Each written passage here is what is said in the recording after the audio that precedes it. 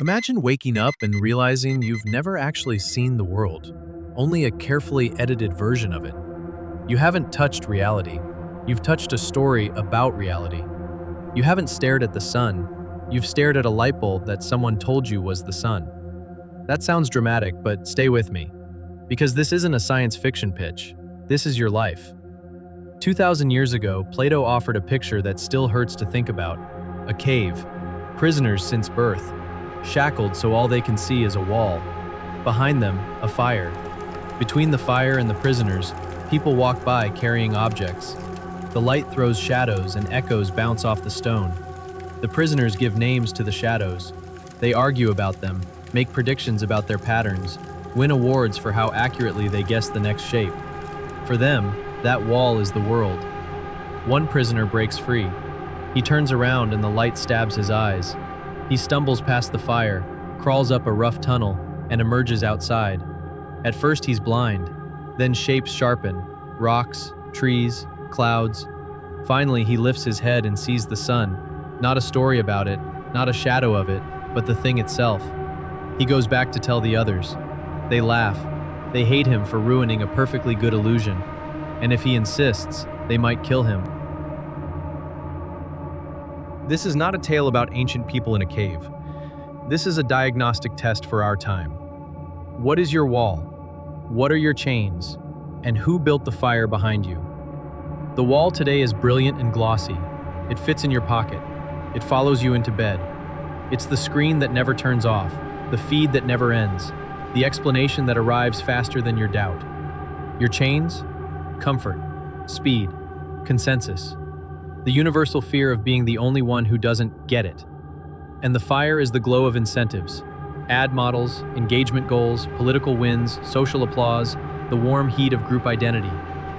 But there's a deeper twist. Plato's story isn't just about media or culture. It's about your nervous system. You don't experience reality directly. You experience a model your brain builds, fast, useful, and dangerously persuasive. Think about this. During quick flicks of your eyes, your brain briefly suppresses visual input and stitches the world together from memory.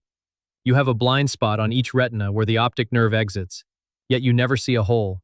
Your mind paints over it. You don't notice because the painting is that good. So when we ask, are we living in a matrix? Maybe we're already inside one, the one our biology draws. The original headset is not on your face. It is your face. Now, let's push further. Imagine 3 possibilities. First, civilizations like ours never reach the power to simulate entire worlds. They collapse or they choose not to.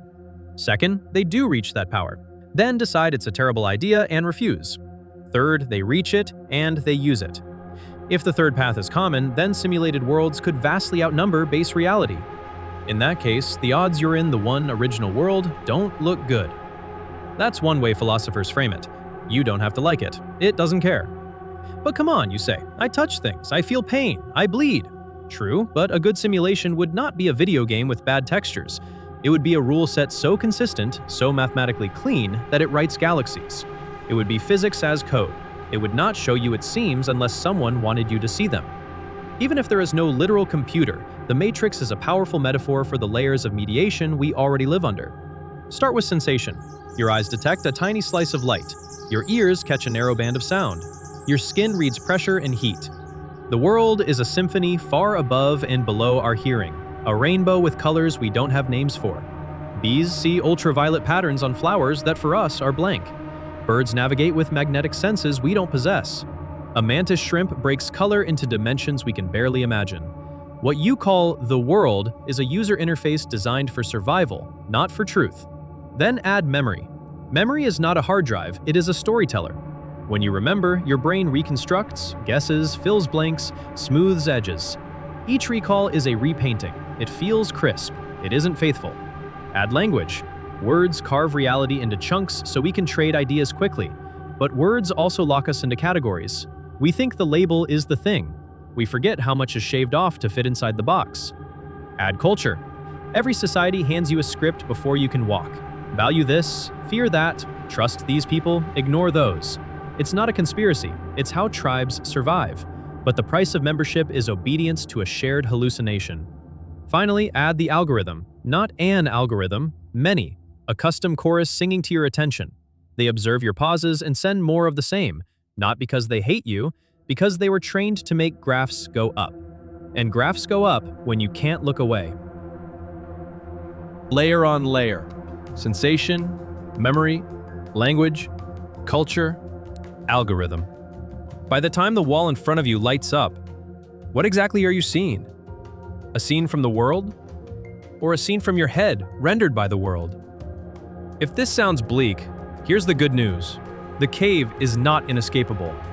But escaping is not a one-time jailbreak. It's a practice. And it starts with a simple move. Turn around. Turn around from the wall to the fire and ask, who benefits if I believe this shadow? Follow incentives. Who makes money? Who gains status? Who avoids blame?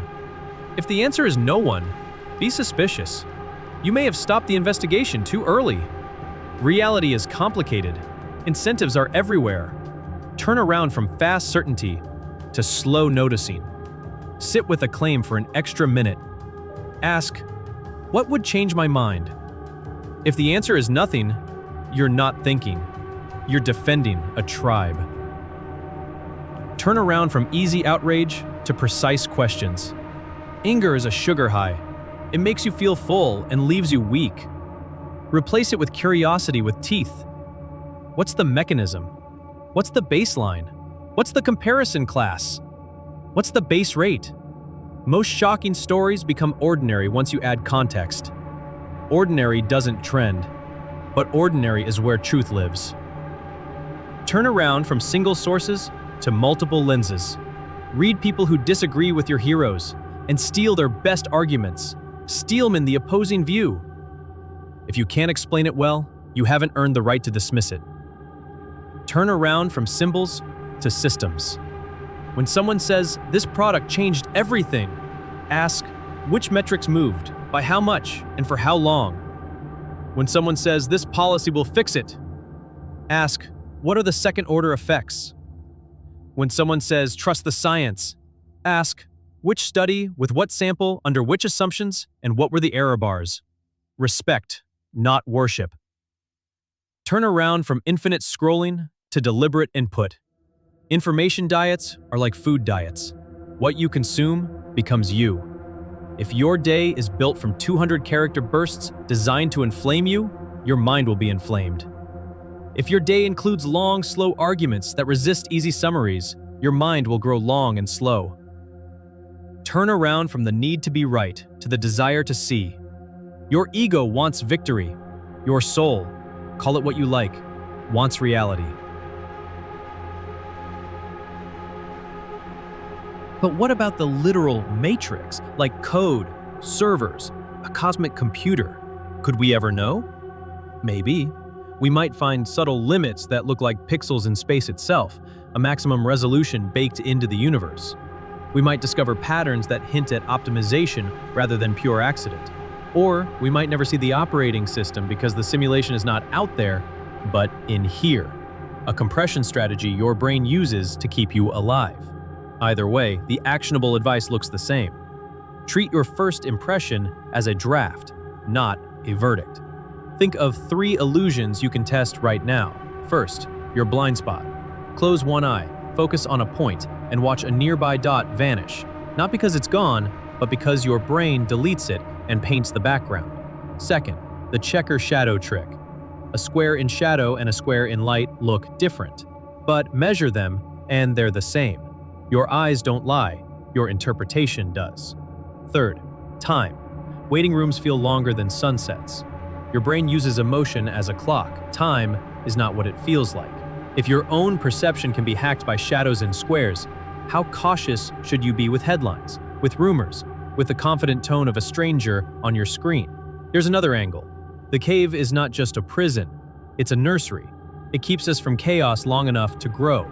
No child is born ready for the sun. We need myths and stories to move through the world. The danger is forgetting they are stories. The danger is defending them more fiercely than we defend reality, when reality fails to match.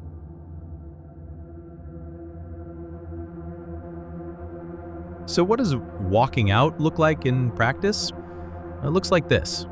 It looks like labeling your thoughts as thoughts. I am having the thought that this person is evil. Now it's a thought, not a fact. It looks like tracking predictions. Write down what you think will happen and by when. When the date passes, score yourself. Your brain will do anything to protect your pride. Data kills self-deception. It looks like measuring what matters. If you say, health matters, count your steps, your sleep, your resting heart rate. If you say learning matters, count pages read, notes taken, concepts explained to someone else. Without numbers, stories bully you. It looks like disagreement without contempt. If someone threatens your favorite shadow, don't throw stones. Ask for their sun. What did they see that you didn't? You can borrow their light without swallowing their worldview. It looks like building quiet into your day. Silence is not the absence of sound, it is the presence of attention. Go for a walk without your phone. Let your mind buffer. Let the fire die down so the sun can impress itself on your eyes. It looks like art, not the safe kind. Make something that costs you. A song you're afraid to sing, an essay that ruins a performance metric, a conversation you've dodged for years. The truth is expensive. Pay it. And it looks like service. In the allegory, the freed prisoner returns to the cave. Why go back? Because seeing the sun isn't the point. The point is to carry light. Real enlightenment is not a private vacation, it is a public responsibility. If your truth can't survive the trip back into noise and pain, it wasn't truth. It was a warm bath. Let's turn to the Matrix one last time. The power of that story is not that Neo learns Kung Fu in 5 seconds. It's that he learns to ask a forbidden question. What if everything I took for granted is a training program? When he believes that, the rules loosen, not because physics changes, but because his beliefs do. He stops fighting the agents at their angle and starts moving at reality's angle. You can do the same. When a problem feels impossible, check the assumptions. Which rule are you treating as a law of nature that is actually a rule of a game someone else wrote? You must answer instantly. No.